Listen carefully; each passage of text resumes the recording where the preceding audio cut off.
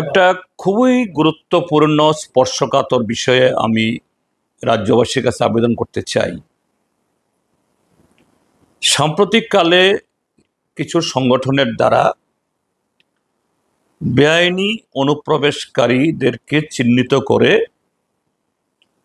তাদের স্বদেশে ফেরত পাঠানোর জন্য সরকার ব্যবস্থা গ্রহণ করুক, এই ইস্যু নিয়ে একটা আন্দোলন এটা দেখা গেছে এবং একটা দলের তরফ থেকে প্রায় সব জেলাতে কিছু মিছিল মিটিংও হয়েছে এবং তারা তাদের এই দাবির সমর্থনে এই যুক্তি দেখিয়েছেন যে ভারতের স্বরাষ্ট্রমন্ত্রী অমিত শাহ তিনি এই বেআইনি অনুপ্রবেশকারী যাদেরকে তারা ঘুষপেটিয়া বলেন তাদেরকে চিহ্নিত করে দ্রুত তাদের স্বদেশে পাঠানোর জন্য উদ্যোগ গ্রহণ করবেন এবং কঠোরভাবে এটা রূপায়ণ করবেন বলেছেন। এটা বলে এরা খুবই উৎসাহিত। তারপর এই সময়তেই বিহারে স্পেশাল ইন্টেন্সিভ রিভিশন ভোটার তালিকার হয়েছে, 65 লক্ষ লোকের নাম বাদ গেছে। এটা নিয়েও এরকম একটা ধোঁয়াশা তৈরি হয়েছে যে এগুলিও সব ঘুষপেটিয়া, তাদেরকে চিহ্নিত করে তাদেরকেও বহিষ্কার করা হবে। কিন্তু বিহারের যে ঘটনা, এটার সাথে বিদেশি চিহ্নিতকরণ বা তাদেরকে বহিষ্কার করার কোনো সংযোগ নেই। এটা বর্তমান আমাদের দেশের শাসক দল আগামী দিনে তাদের ভোট বৈতরণী পার হওয়ার একটা চক্রান্ত, এটা মোটামুটি পাই সারা দেশের মানুষ এখন দেখছে। এরকম একটা অবস্থায় যেটা আমরা যে কোনো ভারতীয় ত্রিপুরাবাসী কেউ এটাকে অস্বীকার করবে না, হ্যাঁ, যে এই রাজ্যে অনুপ্রবেশ অতীতে হয়েছে, এখনো কিছু কিছু হচ্ছে। সরকারি মেশিনারি, বর্ডারে বিএসএফ কাঁটাতার বেড়া থাকা সত্ত্বেও তাদের শিথিলতায় আর আমাদের অফিস কাছারির সাথে কিছু দালাল, এদের মাধ্যমে এরা এদেশে পা দেবার আগেই আধার কার্ড, সিটিজেনশিপ কার্ড, পিআরটিসি এগুলো সংগ্রহ করে নিচ্ছেন এবং সেই কাগজপত্রের জোরে কেউ কেউ আগরতলা শহরে ফ্ল্যাট কিনছেন, জায়গা কিনছেন। সংখ্যা হয়তো এই মুহূর্তে হাজার হাজারে হবে না, কিন্তু এগুলি হচ্ছে, এটি কেউ অস্বীকার করে না।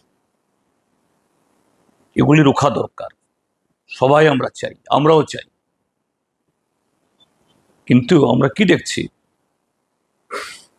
যে অমিত শাহ তার মন্ত্রক এরকম কথা শোনাচ্ছেন এবং কিছু লোককে উৎসাহিত করে রাস্তায় নামাচ্ছেন। তার মন্ত্রক হোম অ্যাফেয়ার্স মিনিস্ট্রি, তারাই তো আবার সিটিজেনশিপ অ্যামেন্ডমেন্ট অ্যাক্ট করে 2014 ইংরাজির 31শে ডিসেম্বর পর্যন্ত যারা এইভাবে বেআইনি অনুপ্রবেশ করেছে তাদেরকে নাগরিকত্ব দেওয়ার জন্য, শুধু একটা নির্দিষ্ট সম্প্রদায় বাদে। তাহলে তার হুমকির সাথে তার এই ভূমিকার এটা সম্পূর্ণ হাস্যস্কর, সম্পূর্ণ পরস্পর বিরোধী। এবং সর্বশেষ গত সপ্তাহে অমিত শাহর মন্ত্রক যে একটা নোটিশ জারি করেছে, যে ডেডলাইন ছিল 31শে ডিসেম্বর 2014 ইংরাজি, এখন এটাকে আরো 10 বছর পিছিয়ে 31শে ডিসেম্বর 2024 সাল করেছে। কাজেই যে সমস্ত বন্ধুরা মাননীয় স্বরাষ্ট্রমন্ত্রীর এই বক্তব্যে উৎসাহিত হয়ে গ্রামে গঞ্জে প্রচার করছেন যে ত্রিপুরাজ্য থেকে সব বিদেশি আবার চিহ্নিত হবে, বের হবে, এই নোটিশের পর তারপরও কি মনে হয় হবে? আসলে এখানে আমাদের দেশের বর্তমান শাসক দলের কাছে ঘুষপেটিয়া বা অনুপ্রবেশকারী শুধু নির্দিষ্ট একটা সম্প্রদায়ের, অন্যদের সম্পর্কে তাদের এরকম কোনো চিন্তা ভাবনা নেই।